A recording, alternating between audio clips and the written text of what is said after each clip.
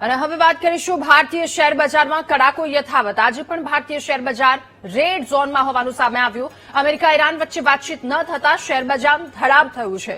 બજાર ખુલતાની સાથે જ સેન્સેક્સમાં 600 પોઈન્ટનો કડાકો તો નિફ્ટીમાં પણ 150 પોઈન્ટથી વધારેનો કડાકો નોંધાયો છે। ભારતીય શેર બજાર આજે ખુલતાની સાથે તેની શરૂઆત આંચકાજનક રહી હોય તે પ્રકારની પરિસ્થિતિ। નિફ્ટીમાં 150 પોઈન્ટથી વધારેનો કડાકો નોંધાયો છે।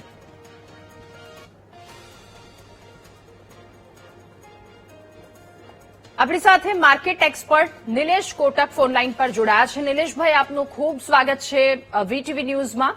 નિલેશભાઈ, શેર બજારની વાત કરીએ, આજે પણ આંચકાજનક જેવી સ્થિતિ છે શેર બજારની, રેડ ઝોનમાં છે। એક તરફ અમેરિકા ઈરાન વચ્ચે વાતચીત ન થતા આ શેર બજારની આ સ્થિતિ હોવાનું કારણ જણાવવામાં આવી રહ્યું છે।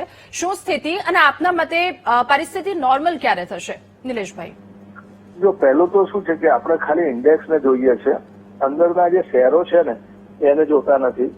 આપણે સ્પેસિફિક આજે ઇન્ડેક્સ ઘટવાનું કારણ આઈટી ઇન્ડેક્સ ડાઉન છે, એના કારણે ઘટાડો છે।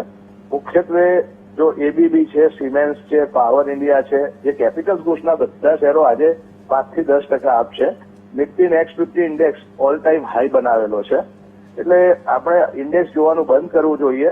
સ્પેસિફિક ફોકસ નહીં કરીએ તો આપણે શું છે કે સ્ટોક માર્કેટમાં ધ્યાન જે ઇન્વેસ્ટ નહીં કરી શકીએ, કારણ કે આપણે ઇન્ડેક્સ 30 કંપની અને નિફ્ટી 50 કંપનીનું યુનિવર્સ છે।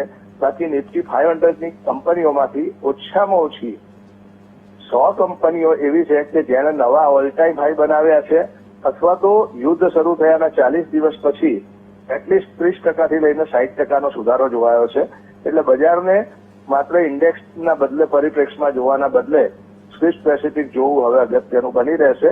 અને જે ન્યૂઝ છે અને પરિસ્થિતિ છે એમાં રોજે રોજ ટ્વિસ્ટ આવી રહ્યા છે। એટલે અનપ્રિડિક્ટેબલ પરિસ્થિતિમાં આપણે આપણો ફોકસ કરી આપણે જે સારી કંપની છે, હવે સ્ટોક પિકિંગનો સમય છે અને ચોઇસ કરવાનો છે। એટલે સારી એડવાઇસ અને એનાલિસિસ કરેલી વસ્તુઓ ઉપર ફોકસ કરવું જોઈએ, જેમ કે પાવર સેક્ટર્સ છે યા તમે જે છે કેપિટલ ગુડ્સ સેક્ટર્સ છે, આ બેનું ભવિષ્ય સારું લાગે છે।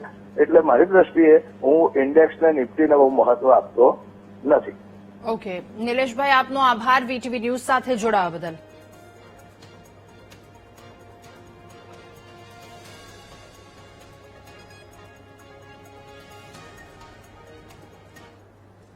અને બુલેટિનમાં હવે વાત કરીશું સ્થાનિક સ્વરાજ્ય